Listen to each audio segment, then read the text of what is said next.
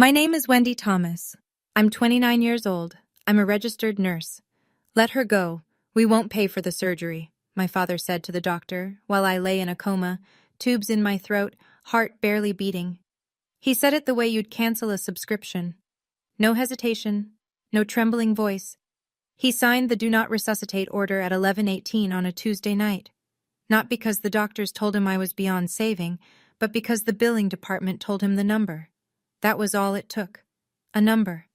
And when I woke up 3 weeks later, bruised, broken, barely able to lift my own head, I discovered that the DNR wasn't even the worst thing he'd done while I was unconscious. What I did in the next 24 hours didn't just change my life.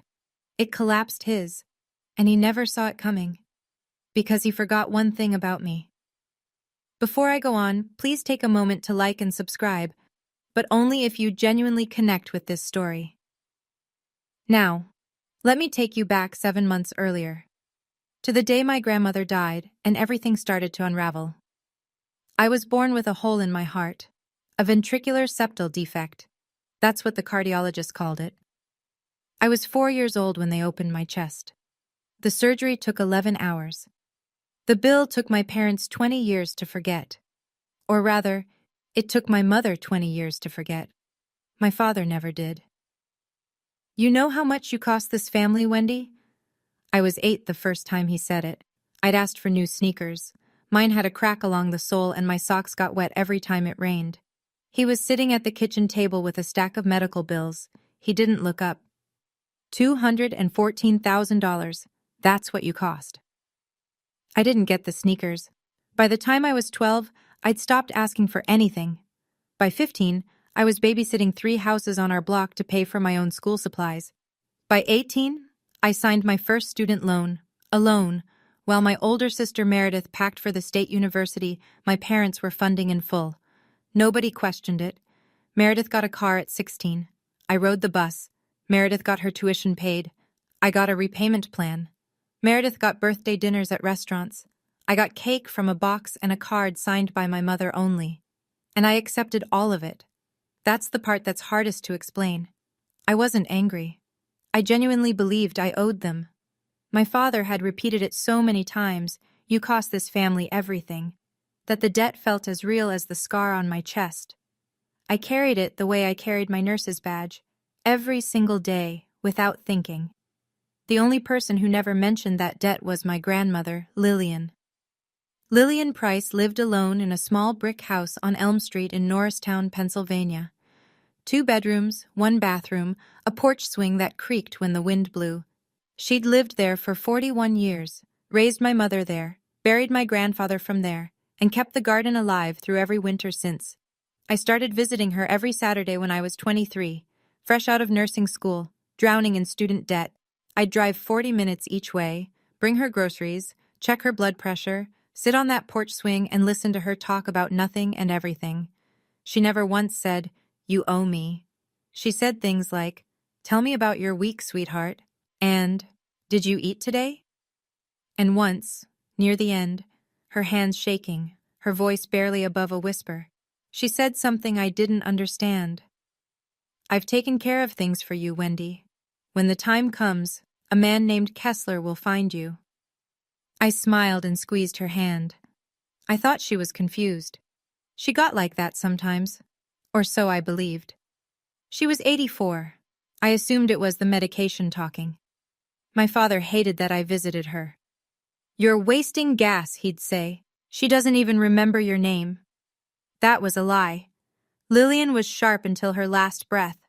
She remembered everything, including things my father wished she'd forget. She died on a Thursday in March, quietly, in her sleep, in that brick house on Elm Street. My father organized the funeral, small, quick. He didn't let me read a eulogy. "Keep it short," he said at the door of the funeral home. "We're not making a spectacle." I stood in the back row and said goodbye in silence. Lillian had said Kessler would find me. I didn't know who Kessler was. Not yet. It would take a coma, a signed death order, and 4 days in a hospital bed before that name meant anything at all. 3 months after Lillian's funeral, I was driving home from a 12-hour overnight shift at the hospital. It was 4:17 in the morning. Route 202, light rain. I remember the clock on my dashboard because I was calculating how many hours of sleep I could get before my next shift. 6, if I skipped breakfast. 5, if I showered. I never made that calculation again. The pickup truck ran the red light doing 50. It hit the driver's side of my car so hard, the frame folded inward like paper. I don't remember the sound. I don't remember the glass. I'm told I was conscious for about 90 seconds after impact, long enough for the paramedic to hear me say my name. Then nothing. Traumatic brain swelling, 4 broken ribs, internal hemorrhaging. The ER team at St. Catherine's, my own hospital, the place where I clocked in and out 5 days a week, opened me up within the hour. But the bleeding wouldn't stop. They needed a second surgery, a specialist, more time in the OR, and someone had to authorize it. I had no husband, no children. The emergency contact on my hospital file was the same name that had been there since I was 18, because my father had insisted on it. Gerald Thomas, next of kin. They called him at 10:30 that night. He arrived at 10:47. I know the exact time because the front desk logged it. He didn't go to my room first. He didn't ask the nurse how I was doing. He didn't ask if I was in pain or if I was afraid or if I had woken up even once. He walked straight to the billing department, and he asked one question: how much is this going to cost? I learned what happened next from a woman named Patricia Walsh. Everyone at St. Catherine's called her Pat. She was our head nurse, 28 years on the floor, a voice like gravel, and a memory that missed nothing. Pat was at the nurse's station when my father walked out of billing and found Dr. Richard Hale, the surgeon managing my case. She heard every word. "The second surgery," my father said. "What's the estimate?" Dr. Hale told him. 180 to 240, depending on complications. Insurance would cover part of it, but there'd be significant out-of-pocket, especially because my father was co-signer on some of my old medical accounts. He'd insisted on that when I was 18. I thought it was a kindness. It was a leash. My father didn't blink. "She doesn't have a healthcare proxy," he said. "I'm her father. I'm the decision-maker here." Dr. Hale nodded carefully. "That's protocol when no proxy is on file. Next of kin steps in." And then my father said it. "Let her go. We won't pay for the surgery." Pat told me later that Dr. Hale didn't respond immediately. He stared at my father for a long time. My father didn't look away. "She's been a financial drain her whole life," my father said. "Don't resuscitate." He signed the DNR form. His hand was steady, no hesitation. He put the pen down, asked if there was anything else he needed to sign, and walked toward the elevator. He didn't visit my room. He didn't look through the glass. He didn't say goodbye. Pat stood behind the station counter, gripping the edge with both hands. She told me her knuckles were white. She told me she wanted to scream. She didn't scream. She did something better. She sat down and opened my employee file. Every nurse at St. Catherine's fills out an emergency packet during onboarding: contact information, insurance, allergies, and a healthcare proxy designation. Most people skip that last section. I didn't. 3 years before that night, I had signed my healthcare proxy over to Deborah Owens. Deborah was my best friend from nursing school. She lived 45 minutes away in Cherry Hill, New Jersey. She was listed clearly on my employee file: name, phone number, relationship. Pat found it in under 2 minutes. She called Deborah at 11:14 p.m. Deborah picked up on the second ring. Pat told her what had happened: the accident, the coma, the surgery that needed authorization, and a father who had just signed an order to let his daughter die. Deborah didn't ask questions. She said, "I'm leaving now." She drove 90 minutes through rain. She walked into St. Catherine's at 12:51 a.m. with her driver's license, a copy of the proxy form she'd kept in her filing cabinet, and hands that were still shaking. She revoked the DNR. She authorized the surgery. Dr. Hale scrubbed in within the hour. My father was already home by then, asleep. He had no idea the DNR had been overturned. As far as he knew, the machines would stop, and the hospital would call him in the morning with the news. Pat didn't call him. Neither did Deborah. Neither did anyone. Instead, Pat did one more thing before her shift ended. She opened an internal incident report, the kind that gets filed when a staff member witnesses a protocol concern. She documented every word my father had said, The timestamps, the DNR signature, and the fact that he had falsely claimed I had no healthcare proxy. She filed it, locked her computer, and sat in the break room alone for 20 minutes. Gerald Thomas went home that night believing his daughter would be dead by morning. He slept soundly. And the next day, he made his second mistake, the one that would cost him everything he owned. My father woke up the next morning expecting a phone call from the hospital. A time of death. Maybe a form to sign. He'd already rehearsed what he'd tell people. I could picture it, the catch in his voice, the hand over his heart. We lost her. The injuries were just too severe. But the call didn't come, not because anyone told him I was alive. It simply didn't come. And rather than call the hospital himself, rather than drive down and check on his youngest daughter, Gerald Thomas spent that Wednesday morning doing something else entirely. He went to steal my house. Here's what I didn't know at the time, what I wouldn't learn until weeks later. My grandmother Lillian had already transferred the Norristown house into my name before she died. The deed was handled through her personal attorney. It was clean, legal, filed with the county, and my father had no idea it existed. What he did know was that Lillian was gone, the house was sitting empty, and someone was going to claim it, so he made sure that someone was him. He had a power of attorney document. My signature was on it. Except I had never signed it. He'd traced my handwriting from old medical consent forms, the ones he'd made me sign when I was barely 18 and didn't know any better.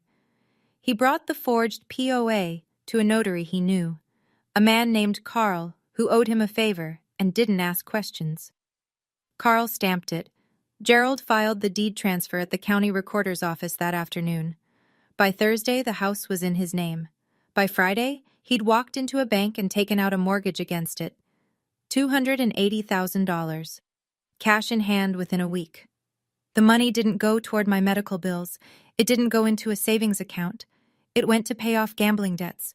Debts that nobody in our family, in our church, in our neighborhood knew existed. He didn't know the house was already in my name. He didn't know how it got there. And he certainly didn't know about the man my grandmother had called Kessler. But here's the thing about forged signatures. They hold up only as long as nobody looks closely. And somebody was about to look very, very closely. I opened my eyes on a Tuesday, 3 weeks after the accident. The light was blue-white, the kind that only exists in hospitals. Too bright, too flat, no warmth in it. I knew that light. I'd worked under it for 6 years, but I'd never been on this side of it before. My throat was raw. The breathing tube had been removed, but I could still feel where it had been, like a bruise inside my chest. My ribs ached when I inhaled. My left arm was in a soft cast. Everything was heavy. Even blinking took effort. The first face I saw was Pat's. Not my father's, not my sister's. Pat.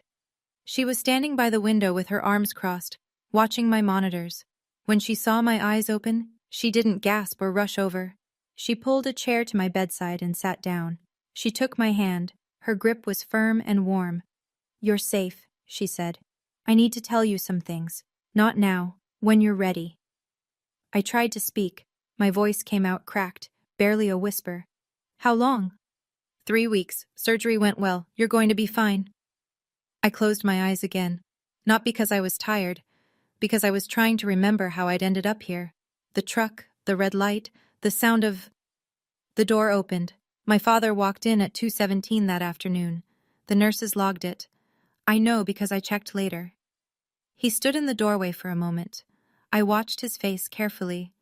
There was something there, a flicker, half a second, before his expression rearranged itself into something softer, something practiced. I've read 1,000 faces in the ICU. Fear of losing someone looks different from fear of being caught. He rushed to my bedside. He grabbed my hand. Tears streamed down his cheeks. "Oh, sweetheart, we were so scared. Thank God you're okay." I looked at him, at the tears, at the trembling lip. "Hi, Dad," I said. Meredith sent flowers that evening. A generic bouquet from an online florist. She didn't come. 2 days later, I could sit up on my own. Pat waited until the afternoon shift change, when the hallway was quiet and the door could stay closed without anyone asking why. She pulled the same chair to my bed. She didn't sit down right away. She stood there for a moment, looking at me like she was trying to decide where to begin. "Just say it, Pat." She sat. "The night of your accident, your father came to the hospital." "I know. He told me he was here every day." "He wasn't. He came once. That night, he spoke to Dr. Hale. He asked about the cost of your surgery." I didn't interrupt. I kept my hands still on the blanket. "He told Dr. Hale you had no healthcare proxy. He said he was the sole decision maker, and then he signed a do not resuscitate order." The room was quiet. The monitor beeped.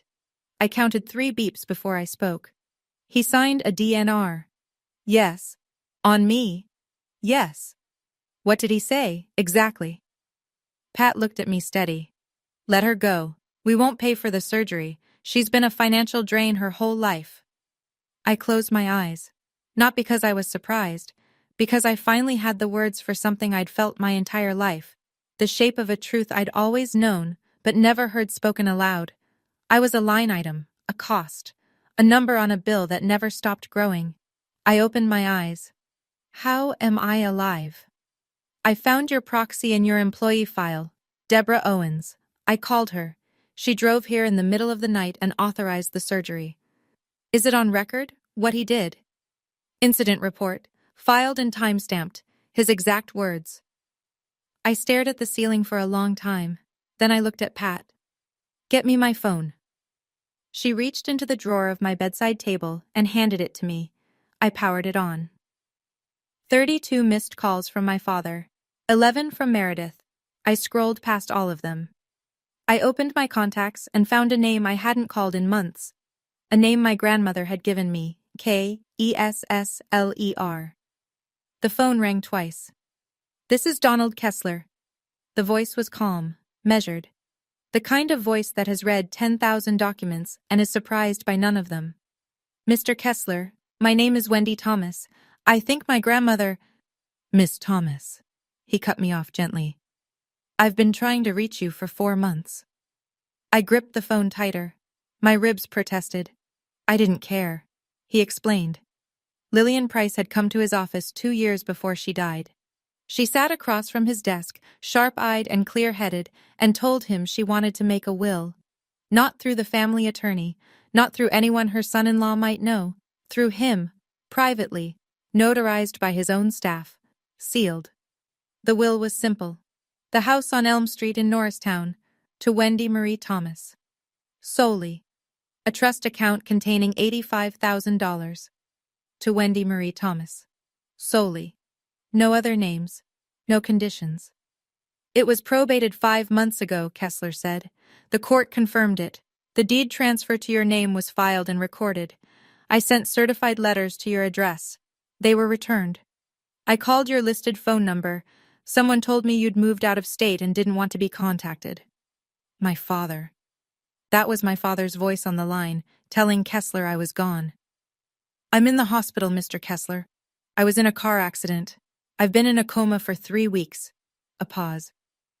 "I'm sorry to hear that, Miss Thomas." "The house," I said. "Is it still in my name?" A longer pause. "Let me pull the current deed records. I'll call you back within the hour." I hung up and set the phone on my chest. Pat was still in the room, standing by the door. "Your grandmother told me you'd call," Kessler had said before we hung up. She said, "Wendy always comes through, just give her time." 1 hour. That's all it took for Donald Kessler to discover what my father had done, and for my plan to begin. The phone rang 53 minutes later. Kessler's voice was different now, still measured, but there was an edge beneath it, the controlled tension of a man who has just read something he wasn't expecting. "Miss Thomas, the deed to your grandmother's property was transferred out of your name 3 weeks ago." I stared at the IV drip on my arm, counted the drops. 1, 2, 3. "Transferred to whom?" "Gerald Thomas, your father, using a power of attorney." "I never signed a power of attorney, Mr. Kessler." "I know you didn't, because I have the original deed transfer from probate, your name, notarized by my office. No POA was ever authorized by you or recorded through my firm." "So it's forged." "That is my assessment, yes. And there's more. I ran a lien search on the property. A mortgage was recorded against it 6 days ago. $280,000.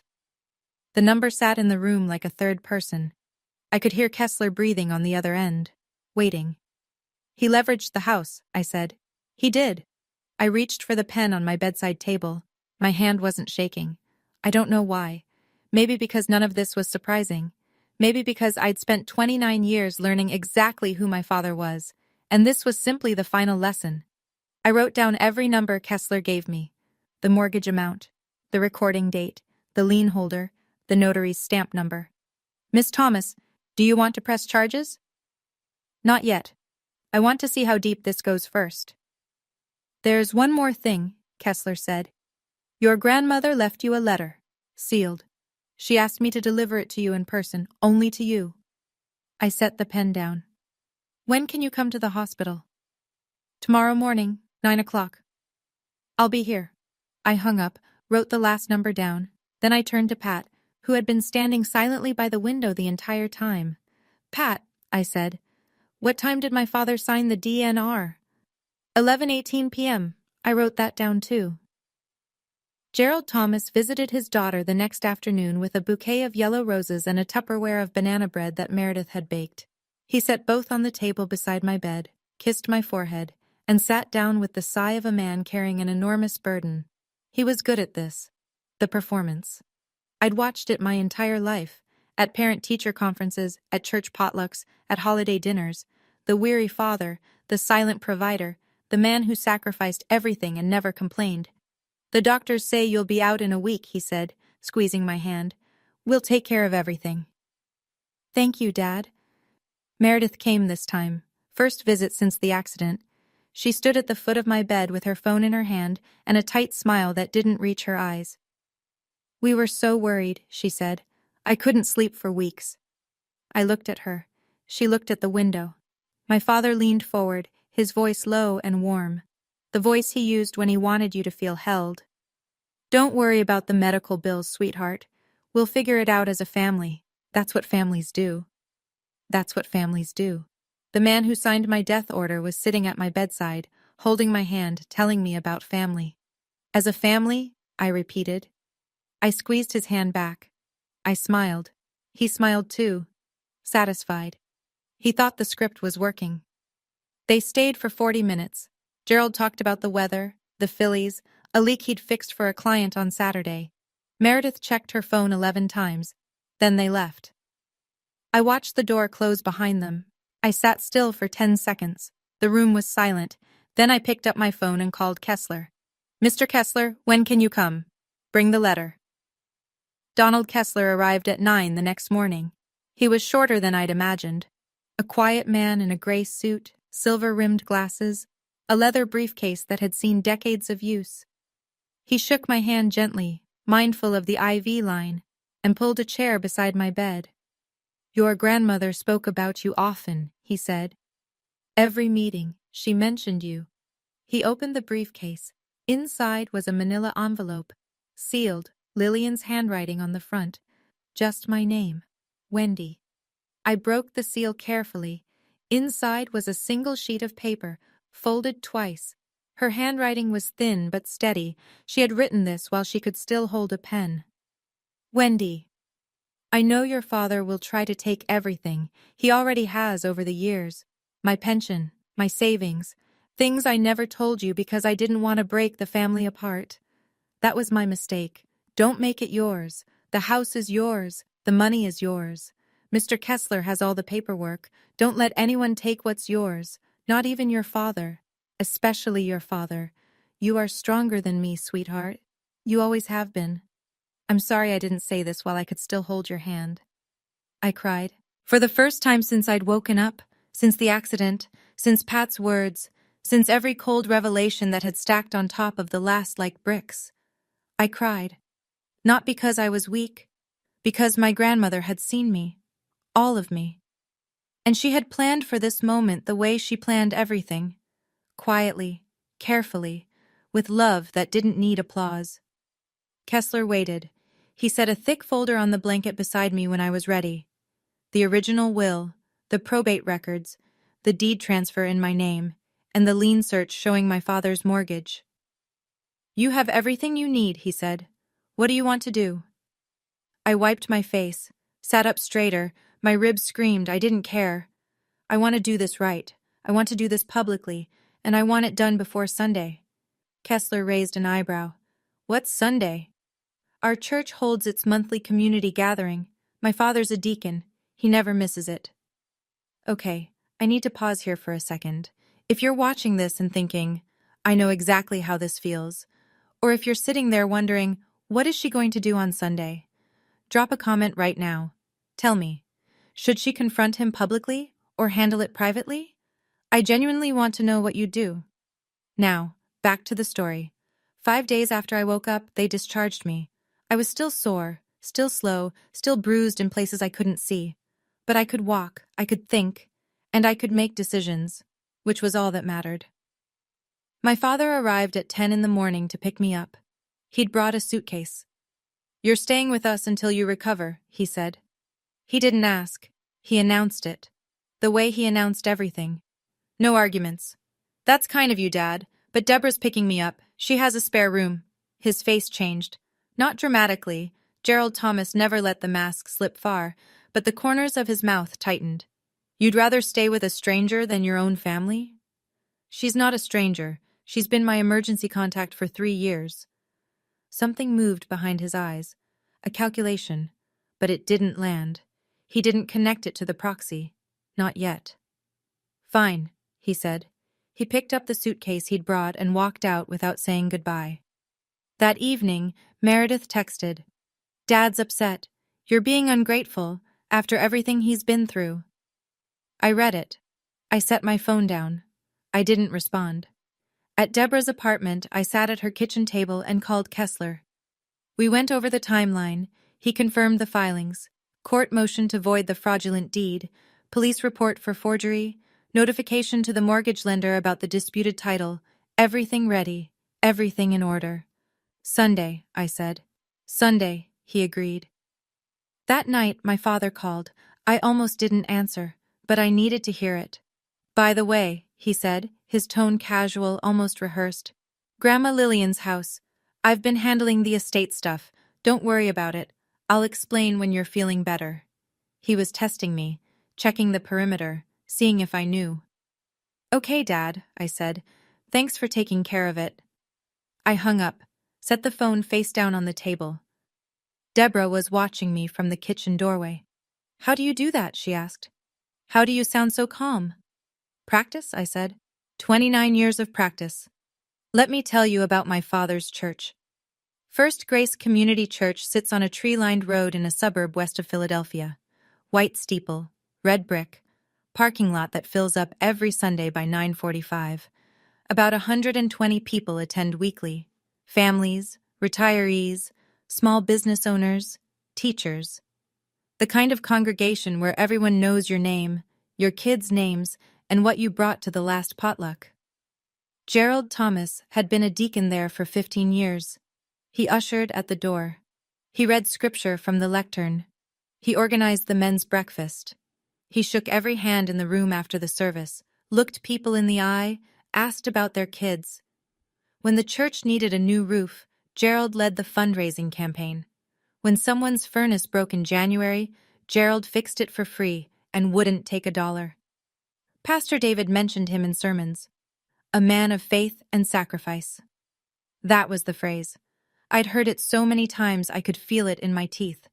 Every first Sunday of the month, the church held a community potluck gathering in the fellowship hall. Folding tables, casserole dishes, paper plates, a standing microphone near the front where people shared blessings and prayer requests. Gerald always spoke. He always talked about gratitude, about family, about what it meant to give without expecting anything in return. 120 people believed every word. This coming Sunday was the first Sunday of the month. I called Kessler on Saturday evening. "Can you be there at noon?" "I'll be there at 11:30. I hung up and sat on Deborah's couch. My ribs still ached when I breathed too deeply. The bruises on my forearms had faded from purple to yellow. I could walk without wincing now, slowly but upright. I wasn't planning a scene. I was planning a conversation, but when 120 people are in the room, every conversation becomes a stage. Sunday morning, 7 a.m. I woke up before the alarm. I stood in front of Deborah's bathroom mirror and looked at myself. The bruise along my jawline was almost gone. The one under my left eye had turned a faint green. My collarbone was still sore when I lifted my arm too high. I looked like someone who'd been hit by a truck, because I had been. I put on a white button-down shirt and black slacks. Simple, clean, no jewelry except the small silver studs Lillian had given me on my 21st birthday. I pulled my hair back, washed my face, didn't bother with makeup. I picked up the manila folder from the kitchen table. Inside, copies of Lillian's will, the original deed in my name, the county's lien records showing my father's mortgage, and the redacted incident report Pat had provided, the one with my father's words printed in black ink on hospital letterhead. I slid the folder into my bag. Deborah drove. We didn't say much. She turned onto the church road at 11:20 and parked near the back of the lot. The steeple caught the sun. "Are you sure about this?" she asked. "I've never been more sure." She squeezed my hand. "Whatever happens in there, I'll be right outside." I nodded. I opened the car door. Kessler was already there. I spotted him near the entrance. Gray suit, leather briefcase, standing by the flagpole with the patience of a man who billed by the hour and had nowhere else to be. He saw me. He gave a single nod. I walked through the front doors. The service was already underway. Hymns, warm air, the smell of old carpet and coffee. I slipped into the last pew and sat down. My father was in the front row. He turned at the sound of the door, saw me. His face lit up. The proud father, the grateful deacon, the man of faith and sacrifice. He raised his hand and waved. I waved back. A small wave. A patient wave. Meredith sat beside him. She glanced at me. She didn't wave. The service ended at noon. The congregation filed into the fellowship hall, a wide, low-ceilinged room with fluorescent lights and folding tables arranged in rows, foil pans of baked ziti and green bean casserole, paper plates stacked beside a tower of napkins, the standing microphone near the front, plugged into a small speaker that hummed quietly. Gerald was already up there. He always was. He stood beside the microphone with his hands clasped in front of him, waiting for the room to settle. 120 people found their seats. Chairs scraped against linoleum. Children darted between tables. He tapped the mic. "Good afternoon, everyone. I want to start with something personal today." The room quieted. "As many of you know, my youngest daughter Wendy was in a serious car accident last month. She was in a coma for 3 weeks. The doctors weren't sure she'd make it." He paused. He was good at pauses. "But God is faithful. And today, Wendy is here with us." He turned and gestured toward me. I was standing near the back wall. Every head in the room turned. Applause. Warm, genuine applause. A woman in the second row pressed her hand to her heart. An elderly man nodded. "As a father," Gerald continued, his voice cracking at exactly the right moment, "there is nothing more terrifying than almost losing your child. I prayed every single night. I never left her side." I felt the words land in my chest. Not like a wound, like a key turning in a lock. I never left her side. He said that to 120 people who had no reason to doubt him. "Family is everything," he said. "That's what I've always taught my girls." He looked at me. He smiled. He opened his arms, just slightly. The universal gesture of a father expecting an embrace. I smiled back. I walked toward him. The room watched with soft, expectant eyes. "Dad," I said, loud enough for the first 3 rows to hear, "can I say a few words?" He didn't hesitate. He couldn't. Not in front of 120 people who had just heard him call me his miracle. "Of course, sweetheart." He handed me the microphone. His smile was wide, confident. He stepped to the side, hands behind his back, playing the supporting role perfectly. I wrapped my fingers around the mic. It was warm from his grip. I didn't look at him. I looked at the room. "Thank you all for your prayers. I'm truly grateful to be standing here. But I need to correct something my father just said." The room was still. Gerald's smile faded by 1 degree. My father didn't pray by my bedside. He was at the hospital once, the night of the accident. He didn't come to check on me. He went to the billing department first. Then he spoke to my surgeon. I could feel Gerald shifting beside me. I didn't turn. He asked how much the surgery would cost, and when they told him, he said, and these are his exact words, documented in a hospital incident report, "Let her go. We won't pay for the surgery. She's been a financial drain her whole life." Silence. Not the comfortable kind, the kind that presses against your eardrums. Then he signed a "do not resuscitate" order. Someone in the middle of the room inhaled sharply. A woman in the front row covered her mouth. I'm alive because a colleague, a nurse at that hospital, found my healthcare proxy and called my friend in the middle of the night. My friend drove 90 minutes in the rain to authorize the surgery. Not my father, not my sister, a friend. Gerald stepped forward. Wendy, stop. You don't know what you're... I'm not done, Dad. This isn't the place. You chose a church to lie. I'm choosing the same church for the truth.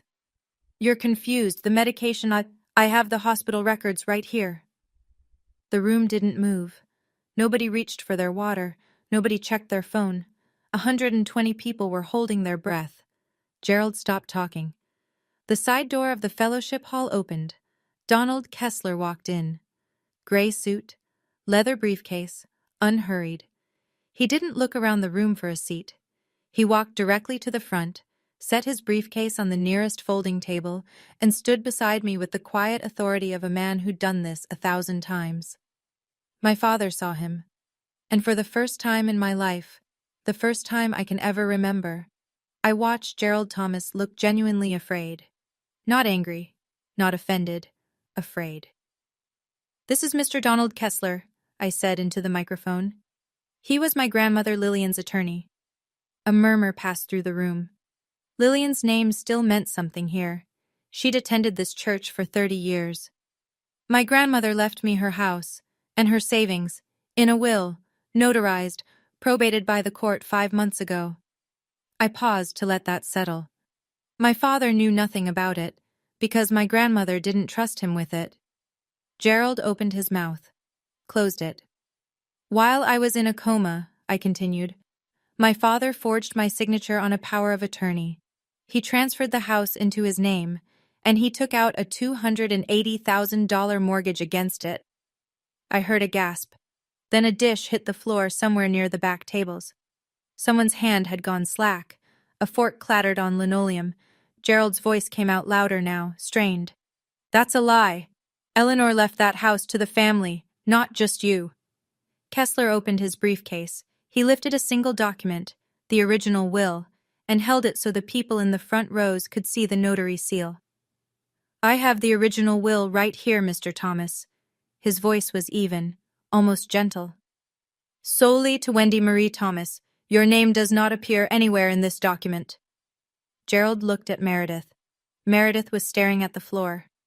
I lowered the microphone for a moment and spoke directly to my father, not whispering, not shouting, just speaking. "I'm not here to humiliate you, Dad. I'm here because you tried to let me die. And when that didn't work, you robbed me. I know. This is a lot. If this story is hitting you hard, you're not alone. Thousands of people have commented on stories like this one. If you haven't subscribed yet, now's the moment. Hit that subscribe button so you don't miss how this ends. And tell me in the comments, what would you have said to Gerald right there in front of everyone? Okay, let's keep going." Gerald turned to the room. His jaw was set.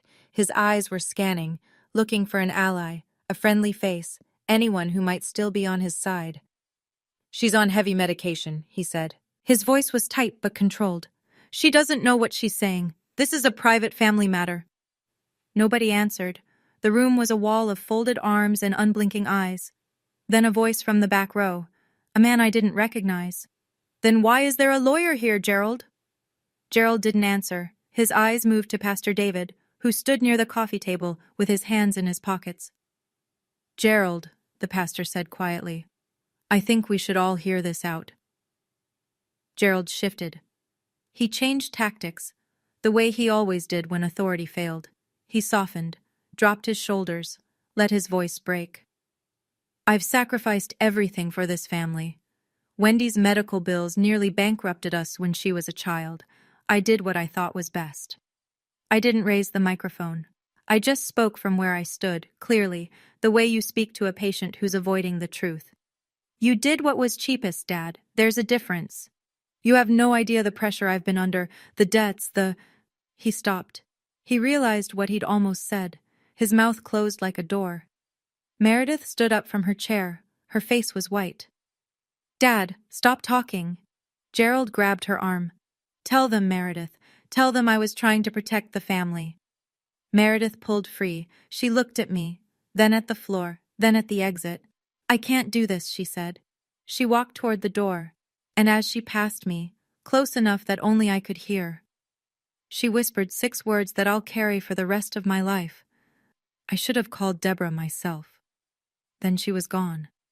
I watched the door close behind my sister. The room was still watching me. I turned back to the congregation.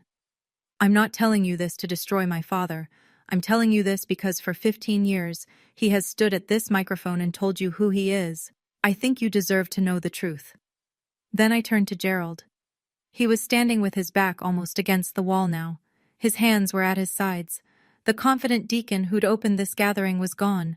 In his place was a man who looked smaller than I'd ever seen him. Dad, here's what's going to happen. My voice was steady. I didn't need the microphone for this part. The room was silent enough to hear a page turn. Mr. Kessler filed a motion with the county court yesterday to void the deed transfer because it's based on a forged power of attorney that I never signed. Gerald's jaw tightened. The bank that issued the mortgage has been notified that the title is disputed. The loan is frozen. His left hand began to tremble. I filed a police report on Friday. Forgery and fraud. The notary who stamped your document is named in it too. He took a half step backward. You will be required to return the full $280,000, or you will face criminal charges. Gerald's voice came out raw, almost a whisper. You'd send your own father to jail? I looked at him. Straight on. No flinch. You signed a paper to let your own daughter die. The fellowship hall held its breath. A child somewhere near the back asked their mother a question and was quickly shushed. I'm not sending you anywhere, Dad. I'm giving you a chance to make it right. That's more than you gave me. Kessler closed his briefcase with a soft click. The filings are already with the court, Mr. Thomas. This isn't a negotiation. Gerald looked around the room one last time.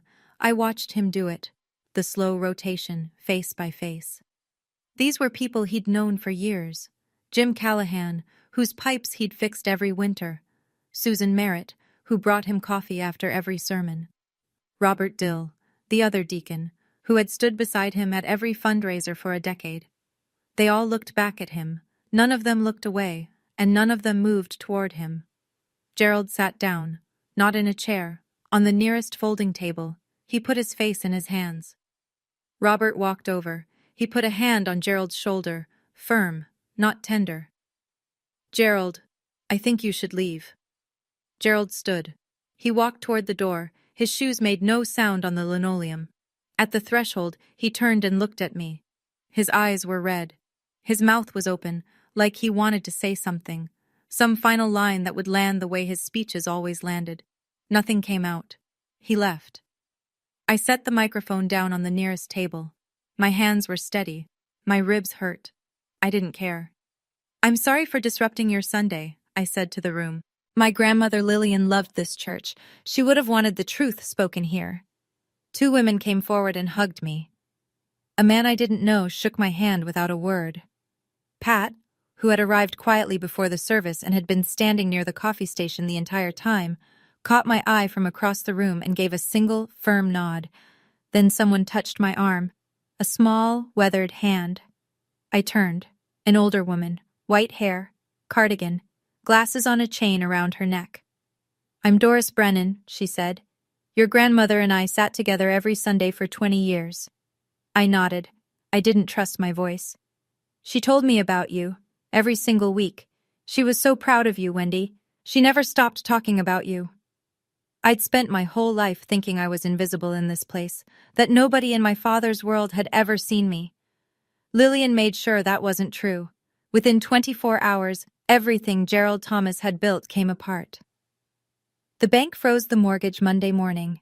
An attorney from the lender's fraud department called Kessler before noon. The title was flagged as disputed, the loan suspended. Gerald couldn't access the funds. He couldn't refinance. He couldn't sell. The $280,000 he'd already spent was gone, and the debt was now his alone, secured against nothing. The county court accepted Kessler's motion to void the deed transfer. Gerald was served with a summons at his home that afternoon. A process server knocked on his door at 3:15. His neighbor was getting the mail and watched the whole thing. The police opened a formal investigation into the forgery and fraud. The notary, Carl, was named in the report. By Tuesday, Carl had hired his own attorney and was cooperating with investigators. Gerald was on his own.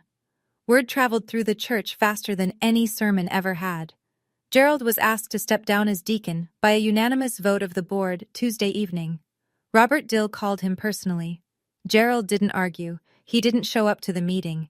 His plumbing clients started canceling.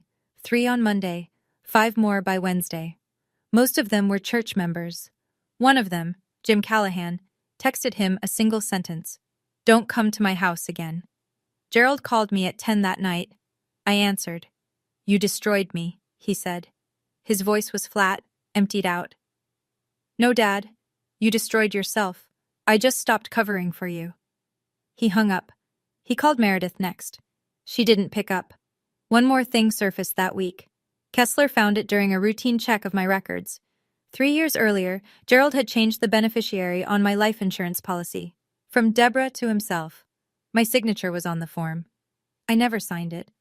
He had a plan for every version of my death, and none of them included saving me. Meredith called 3 days later.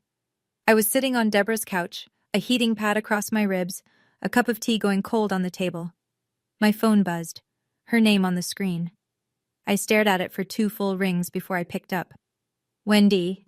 Her voice was thick. She'd been crying. "I need to say something." "Then say it." "I knew about the DNR. I was in the waiting room when Dad went to talk to the doctor. He told me what he was going to do. I didn't stop him." I said nothing.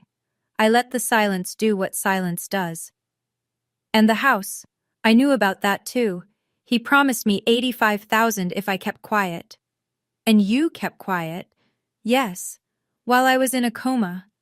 "Yes." Her voice cracked. "I was scared of him, Wendy.